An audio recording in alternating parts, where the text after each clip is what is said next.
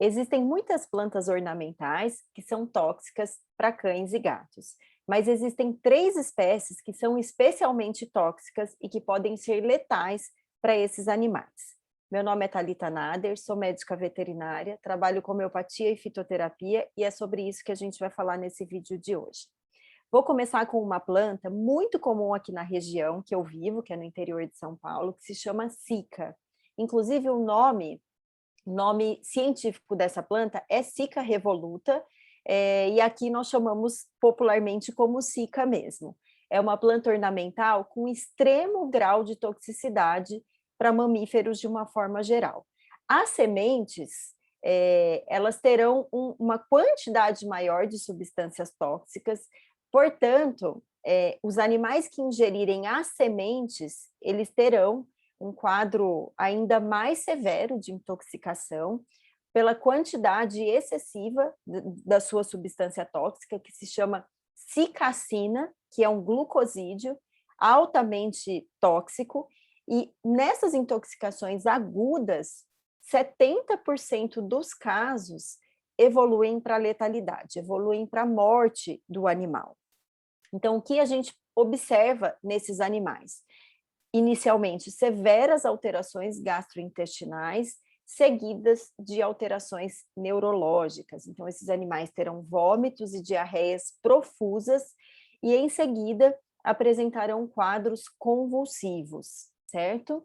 Uma outra coisa interessante também, que vale ressaltar a respeito da Zika, é que esses animais, eles vêm a óbito por uma falência sistêmica dos órgãos. Então, os estudos mostram que animais necropsiados após intoxicação com Zika apresentaram uma hepatite severa, já com o órgão ictérico, mesmo numa situação extremamente aguda, com isquemia de alças intestinais. Então, a gente vai ter lesões sistêmicas e significativas para os animais que se intoxicam com a cica. Como ela está muito disponível no ambiente, é uma planta extremamente fácil de ser encontrada, às vezes as pessoas têm até em casa, no jardim da casa, no quintal da casa, porque compõe um paisagismo interessante. É preciso que esse tipo de informação chegue aos médicos veterinários, né? Porque ao receber um animal com essas características, é preciso fazer uma investigação a respeito da possibilidade de intoxicação de plantas medicinais. E, quando a gente fala de medicina preventiva, a gente precisa lembrar que, se a gente consegue orientar esses tutores, a gente também está prevenindo uma situação como essa, que é uma situação grave, que é uma situação que leva o paciente a óbito. Bom, uma coisa importante para a gente pontuar é que o que a gente considera, né, uma planta tóxica. Acho que vale a gente fazer esse parênteses para falar um pouquinho desse conceito. Então, é uma planta que, ao ser ingerida, ou simplesmente por contato, ou ao ser inalada, ela vai provocar efeitos colaterais, efeitos deletérios naquele indivíduo que ingeriu ou que teve o contato prévio, tá? E isso é uma planta tóxica, que vai provocar efeitos nocivos no organismo do indivíduo que teve contato com a planta. Bom, e aí a gente segue, então, para a segunda planta, que é uma planta lindíssima, presente em vários jardins, que é o lírio. O lírio, ele tem uma característica interessante, que ele vai apresentar uma toxicidade especialmente para os gatos. Os gatos, eles são bem mais sensíveis às substâncias presentes no lírio que os cães. Não se sabe exatamente quais são as substâncias envolvidas nessa toxicidade. Também não se conhece doses seguras, né? Então, qual seria a dose tóxica para um animal que, ao ter contato com essa substância, não desenvolveria os sintomas, mas o que a gente observa é que gatos que ingerem partes desta planta, ou a folha ou a flor, podem apresentar uma nefrotoxicidade, né? Vai manifestar uma nefrotoxicidade aguda por necrose tubular, tá? Então, esses animais vão apresentar sintomas em torno de 1 a 3 horas após a ingestão do lírio.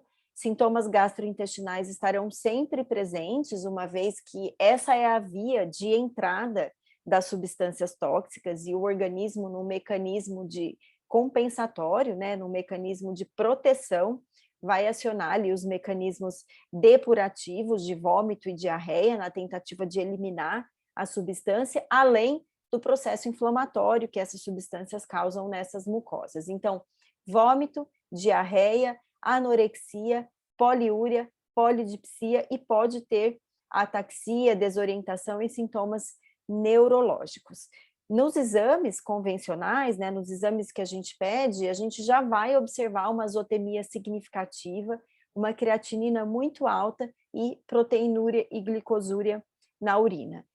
Não há um antídoto específico para essa planta, é preciso fazer um tratamento de suporte. Alguns animais que sobrevivem permanecem com uma lesão irreversível, né? Então são animais que passam a apresentar uma insuficiência renal crônica, mas de uma maneira geral, esses animais vêm a óbito em pouco tempo. Então essa é a segunda planta com capacidade letal significativa para esses animais. Bom, e a gente vai para a terceira planta, que também é uma planta muito importante, porque está presente em vários terrenos, em vários quintais. O pessoal da área rural também está muito disponível na área rural, que é a mamona. A mamona, a parte tóxica da mamona, está nas sementes da planta, que está dentro do fruto. Mas é uma planta que está muito difundida e os casos de intoxicação, eles estão relacionados muitas vezes à utilização da torta de mamona, que é um fertilizante preparado a partir da fruta e da semente, né, que inclui a semente, e empregado ali no solo para melhorar as condições de plantio, tanto de jardins quanto de grandes plantações.